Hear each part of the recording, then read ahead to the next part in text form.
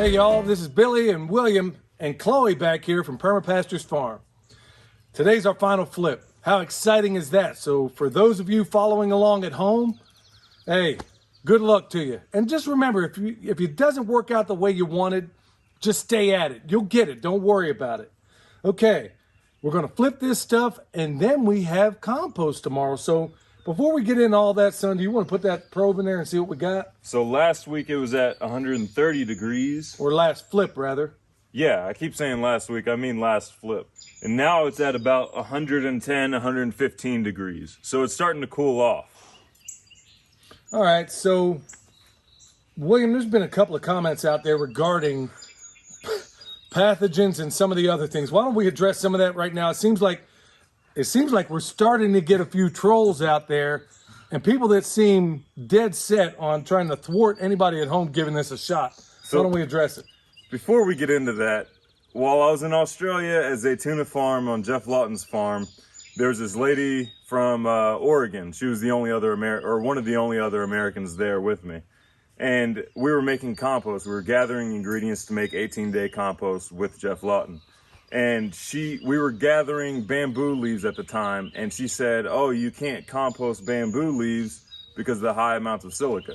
Keep in mind, she told this to Jeff Lawton, who's been composting since, longer than I've been alive. And his only response was, people will come up with 1,000,001 reasons why you can't do something. Okay, with that said, folks, I mean, if you see me looking in here, we'll get back to this in a minute. I'm sorry if I'm a little bit scattered because it always blows me away, especially down in the chicken tractor on steroids. If you look closely enough and just kind of let your peripheral vision go at it, you will see life everywhere here. There's constant movement. If you kind of blur your eyes a little bit, it looks like the compost is kind of shimmering. Right. And it's not just one thing. It's not just one thing. But folks, keep that up here for those of you that follow that chicken tractor on steroids. It's all gonna make sense, but you're gonna have to be patient because that doesn't unfold as fast as this. But keep in mind, there's a ton of life in there and it's all gonna make sense here in a little while. So now that we talked about, your experience in Australia and how people will find any number of reasons to not do this, let's talk into what recently happened concerning some of the comments out there. So one of the comments was stop composting because all it's doing is feeding your airborne microorganisms, which makes no sense to me. If that was the case, then the chickens would never get their protein down in the chicken tractor on steroids. Also, I wouldn't be seeing the heat wouldn't be generated in this pile. I wouldn't be seeing microorganisms or the bigger ones right now as I look at the pile, and for a whole number of reasons that's just false. And then the statement was made that you should just put organic material directly on your garden bed.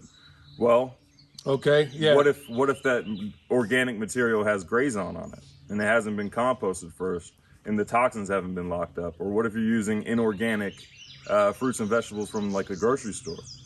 Those toxins need to be locked up first. Well, they need to be also hidden because you go sticking raw anything out there. I don't care, your food scraps, whatever.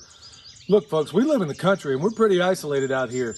You want a guaranteed way to get critters out of those woods into your garden bed? Go ahead and just stick it on top out there and watch what happens. I think a number of you out there already know that this is absurd. Yeah. Now, why don't we talk briefly about one of the concerns regarding pathogens, let's say E. coli and a number of other things? So another comment was left saying that if you don't let your 18-day compost reach 160 degrees, all parts of it 160 degrees for multiple days, or if you don't let it cure for 4 to 5 months after making it, then you're introducing E. coli into your garden. And the response was that E. coli can adapt to an aerobic environment. It can, but this also isn't a lab situation. So there are other factors involved in this. So other competition. Yeah. So E. coli has to change its enzymes, its cell enzymes of more than 20%. So it has to do that. It's a less efficient mode of energy for the E. coli. And then it also has to deal with competition that thrives in an aerobic environment. E. coli thrives in an anaerobic environment. It can make the transition, but without competition. And also it needs stale air to make that transition. We're flipping this every 2 days. So if I let it go for 160 degrees for multiple days, it's too hot and it's going to kill the competition. And if I let it sit for 4 to 5 months, then that increases the stale air in this compost pile and increases the likelihood of E. coli thriving. Right. And then there was also given, let me just point this out real quick. There was also given a number of studies from mainstream institutions, folks. Let me just say this right off for anybody that thinks we should, adjust our thinking based in the mainstream. I know some of you out there right now are already laughing. Everything we do on this farm is almost 180 degrees different from what the mainstream will tell you. The way we graze our animals, not in accordance to the way they say in the mainstream. The way we do our gardens, the way every responsible, hardcore gardener, permaculture designer, regenerative farmer out there does things is 180 degrees different from what the mainstream will tell you. Even the way we plant trees is 180 degrees different. The way we use guilds within those trees, everything we do. So folks, we're not telling you what you should do. We're telling you how we do it, and also working in accordance with the way, working with Mother Nature, we find out that we get a boost in the direction we're going. And every time we don't work with Mother Nature, from our experience, this isn't theoretical, Mother Nature will pull back 5 times harder against you. And if you doubt me, just look at the way, and we'll talk about this in the future, look at our development out there in our fields. The people before us were doing everything conventionally. They decimated the environment. We got forests that are falling down on themselves where 80% of the trees have got to go because they followed the mainstream model.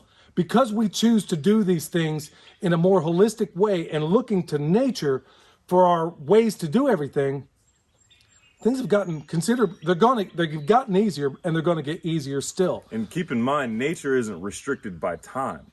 So it might take a little bit longer for it to bounce back, but it will come back with a vengeance. Exactly. And it will make known to you. That's the cool thing about doing this kind of work, because the consequences of your decisions are made known in short order. And if you're not working in accordance to nature, you're going to find out that you're killing your soil and you're working 10 times harder than you have to. That's why we do everything almost polar opposite to what the mainstream tells us. So folks, I know we've belabored this to some extent, but just recognize, like I said before, this isn't the most natural way nature would do it, but in a way it is. All we're doing is using nature. We're lassoing microbes, as I've said before, putting them to work in this pile, just like we do in every other system out here. So if you want to go with the mainstream model on how to do things, knock yourself out. But that's not what we're teaching, and that's not what we learn here. This is, from our experience, we're just going to work in accordance to nature. And also, if you're worried about E. coli, do you buy vegetables from the grocery store? Do you go out to eat? Are you growing all of your own food? Because you have a higher risk of getting E. coli from, like what you said, all the outbreaks from E. coli. Every single outbreak, and I looked it up, every single outbreak of E. coli didn't come from permaculture designers. It didn't come from regenerative farmers. Look at where it came from. I'm not going to say it because they'll probably dump this feed, but you know. And also, the people funding these studies, it's in their best interest for you to stay sick. Well, also, these people funding these studies do it with the intention that, hey, we're going to give you this money to fund this study, but these are the outcomes we were hoping we would have. And if you want continued funding, that's how it goes. Yeah. Folks, I could go on and on and on about this, the seedy side of all this stuff, but we didn't mean to. Hopefully we didn't give you too much information here, but largely I think we're generally preaching to the choir. But to address some of those trolls out there that feel the need to tell us we're doing everything wrong, show me what you're doing, okay? Give me videos and show me your YouTube channel of the things you're doing and the regeneration that you're creating. And we're not putting raised beds out of commission for 4 to 5 months either. So this is how we do it, folks. We're not telling you how to do it. This is how we do it and the reasons why. So with that said, what do you say we get to flip it? Yeah, after we flip this, we'll talk about water management and what to do if it's too wet or if it's too dry. That was the original intention today, but we decided to cover this other thing. Okay, let's get to it.